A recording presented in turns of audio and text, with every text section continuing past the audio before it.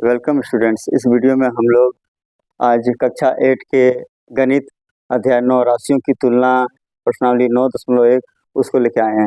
इसमें जो प्रश्न है हम लोग सॉल्व करेंगे। प्रश्न 1 है, निम्न का अनुपात ज्ञात कीजिए। 1 का 1 है, फुटबॉल खेलने वाले 11 खिलाड़ियों का बैडमिंटन खेलने वाले 4 खिलाड़ियों से, यानी फुटबॉल खेलने वाले और बैडमिंटन खेलने वाले खिलाड़ियों के बीच का अनुपात निकालना है। तो फुटबॉल खेलने वाले हमारे हैं खिलाड़ी 11 हैं और बैडमिंटन खेलने वाले खिलाड़ी हैं हमारे 4, तो दोनों का जो अनुपात होगा वो 11:4 होगा। अब प्रश्न 2 देखिए।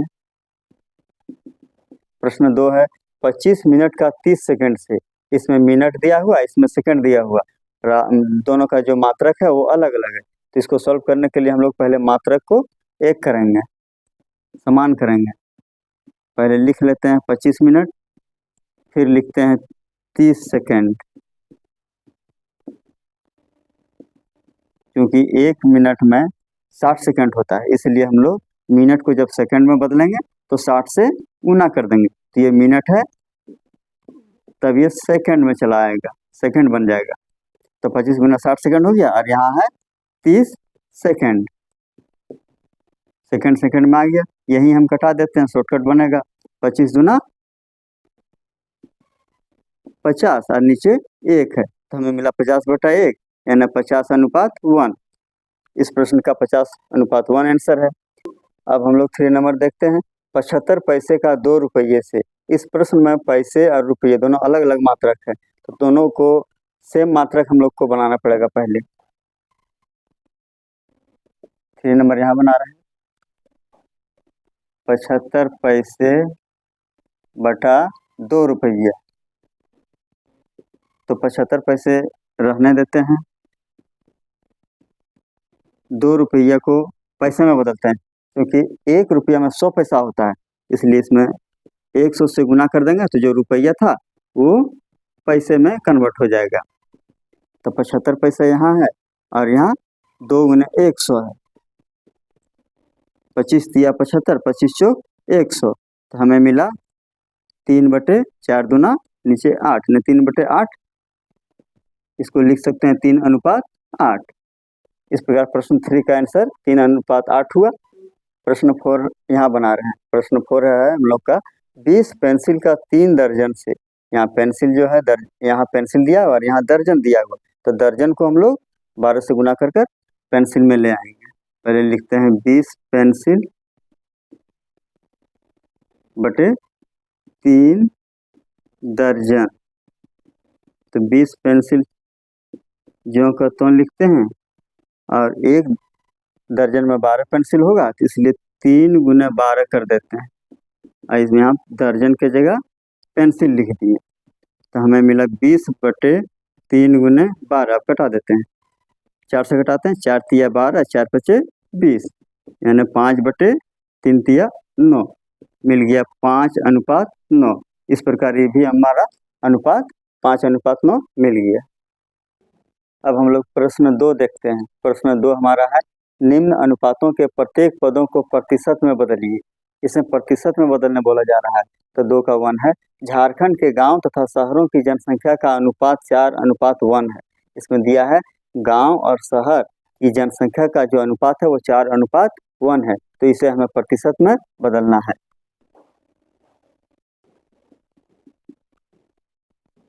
गांव की जनसंख्या का प्रतिशत, गांव की जनसंख्या का प्रतिशत कितना होगा? गांव की जनसंख्या 4 है और शहर का 1 है, तो टोटल हो गया 4 जोड़ 1 5। इसमें इसको प्रतिशत में बदलना है, तो 100 से हम लोग गुना करते हैं। 5 दूना 10, यानी 20 बचे 100, तो हमें मिला 20 चौक 80%, यानी गांव की जनसंख्या का प्रतिशत 80% है। अब निकालेंगे शहर की जनसंख्या का प्रतिशत। शहर की जनसंख्या का प्रतिशत, शहर की जनसंख्या अनुपात के रूप में 1 दिया हुआ है, और टोटल 4 और 1 5 हुआ, इसको 100 से गुना करेंगे। 5 20 100, यानी 20 50 हुआ, तो 20 से कम 20, शहर की जनसंख्या का प्रतिशत 20% हुआ। सवाल नंबर 1। अब सवाल नंबर 2 यहाँ देखते हैं। एक आयत की लंबाई तथा चौड़ाई का अनुपात 3:2 है। आयत की लंबाई और चौड़ाई का अनुपात 3:2 है। इसको हम लोग प्रतिशत में बदलेंगे। तो आयत की लंबाई का प्रतिशत पहले लिखेंगे। आयत की लंबाई का प्रतिशत बराबर 3/3 जोड़ 2 यानी 5 गुने 100। 5 दूना 10, 1 0 यानी 20 बचे 100। 20 दिया 60। 60% है आयत की लंबाई का प्रतिशत। अब निकालेंगे आयत की चौड़ाई का प्रतिशत।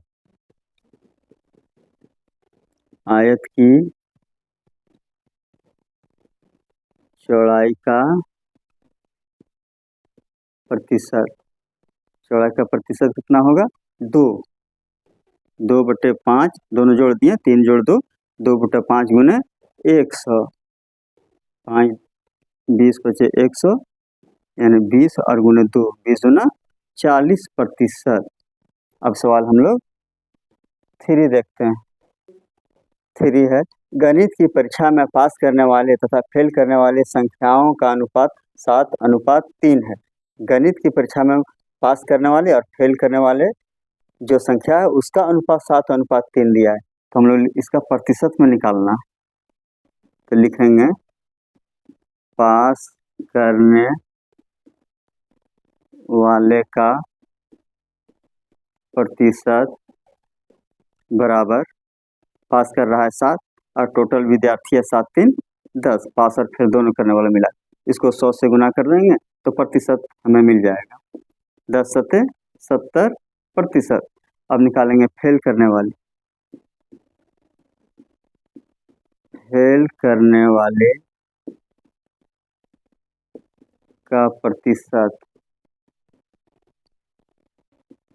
फेल करने वाले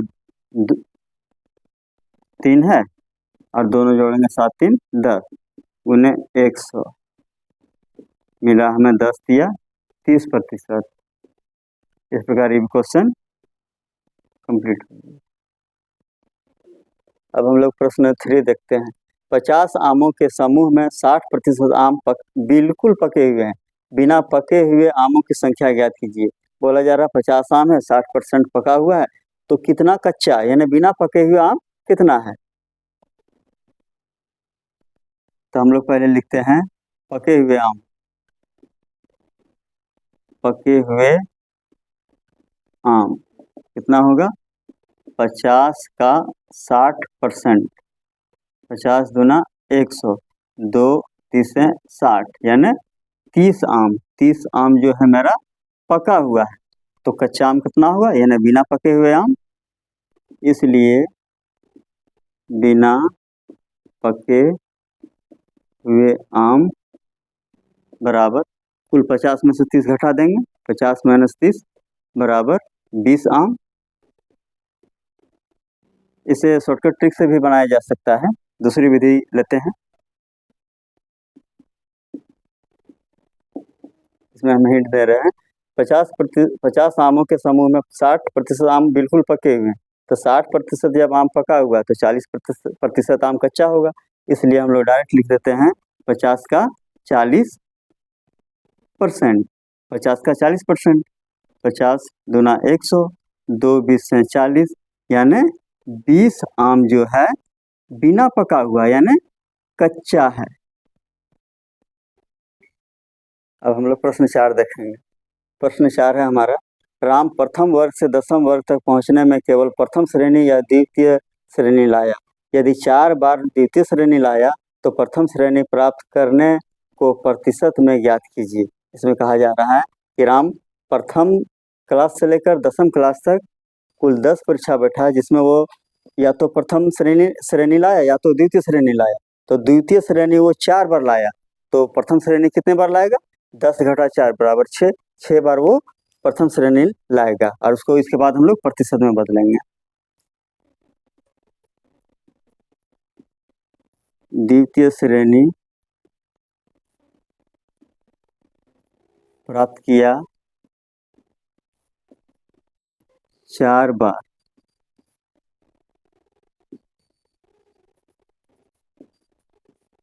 कुल परीक्षा में उपस्थित हुआ 10 बार,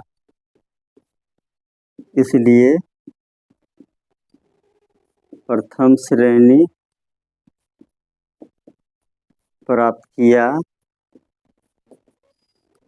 10 घटा 4 बराबर 6 बार। 6 बार वो प्रथम श्रेणी प्राप्त किया। अब इसको प्रतिशत में बदलेंगे, इसलिए प्रतिशत प्रथम श्रेणी प्राप्त किया 6 बटे कुल यानी 10 गुने 100 कट गया 0 0। अब इधर मिला हमको 6 दहाइयाँ 60%, इसलिए यहाँ से प्रथम श्रेणी प्राप्त करने को प्रतिशत में ज्ञात कीजिए। तो जो प्रथम श्रेणी प्राप्त करने का प्रतिशत है वो 60% है। इस प्रकार ये हमारा आंसर हुआ। हमारा अगला सवाल है प्रश्न 5। मोइन अपने कुल वेतन का 80% खर्च करने के बाद 180 रुपया बचाता है, तो प्रारंभ में उसके पास कितने रुपये थे? मोइन के पास प्रारंभ में कितने रुपये थे ये पूछा जा रहा है। वो अपने कुल वेतन का 80% खर्च कर देता है। मानते हैं, माना मोइन के पास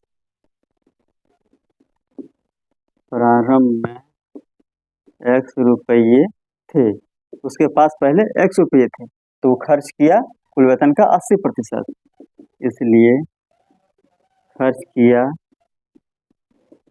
x का 80%। 20 चौक 80 20 बचे 100 यानी 4x बटे 5 रुपया वो 4x बटे 5 रुपया वो खर्च कर दिया। शेष बचा x माइनस 4x बटे 5, तो 5 में 4x घट गया, बच गया x बटे 5 रुपया शेष बचा।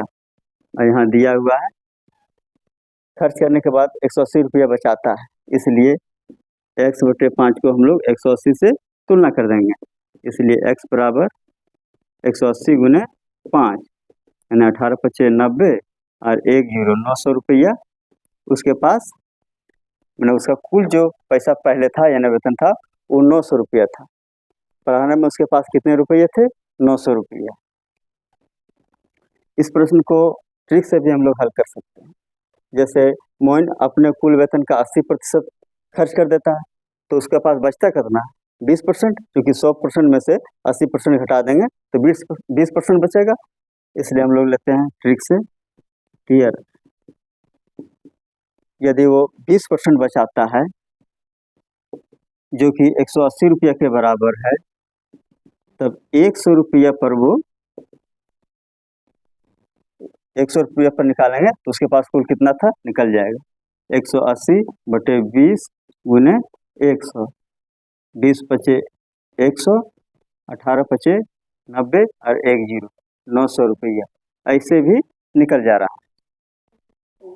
अब हम लोग प्रश्न 6 की ओर बढ़ते हैं। प्रश्न 6 हमारा है, चाय कॉफी केवल दूध तथा अन्य पेय पदार्थ पीने वाले का प्रतिशत वृत्त चार्ट में अंकित है।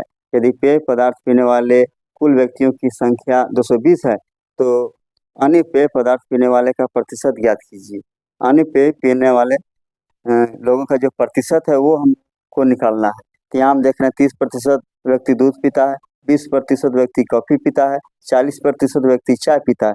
जब ये तीनों को हम जोड़ रहे हैं तो 40 20 60 60 30 90% जो है दूध कॉफ़ी और चाय पीने वाला है। तो 100 में यदि 90 घटा देते हैं तो 10% बच जाता है। वही 10% व्यक्ति है जो अन्य पेय पदार्थ पीता है। अब इसको लिखते हैं, अन्य पेय पदार्थ पीने वाले लोगों का प्रतिशत या व्यक्तियों का प्रतिशत, लोगों का प्रतिशत बराबर 100 घटा, सबको जोड़ के घटा सकते हैं या तो एक साथ भी घटा सकते हैं। 30 जोड़ 20 जोड़ 40, 100 घटाओ 90 बराबर 10%। इसलिए इस प्रकार प्रश्न 1 का उत्तर 10% मिल गया। अब प्रश्न 2 है, चाय कॉफी तथा दूध पीने वाले व्यक्तियों की संख्या ज्ञात कीजिए। तभी हमने जाना कि चाय कॉफी और दूध जो है 90% व्यक्ति पी रहा है और 10% व्यक्ति अन्य पेय पदार्थ पी रहा है और व्यक्तियों की कुल संख्या 220 है। यह सवाल 1 था। सवाल 2 यहाँ, चाय कॉफी तथा दूध पीने वाले व्यक्तियों की कुल संख्या, इसलिए चाय कॉफी तथा दूध पीने वाले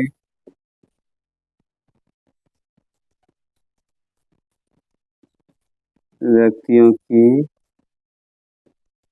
कुल संख्या बराबर 220 गुने 90%, यानी 220 का 90%। घटा देते हैं। 9 दूना 18 के 8, हाथ में 1, 9 दूना 18 1 19, 198 व्यक्ति जो चाय कॉफी तथा दूध पीने वाले व्यक्तियों की कुल संख्या 198, तो 198 व्यक्तियां हैं। यही उत्तर है। यदि हमारी वीडियो आपको पसंद आई तो कृपया वीडियो को लाइक करें और चैनल को सब्सक्राइब करें ताकि आने वाले वीडियो आप तक पहुंच सके।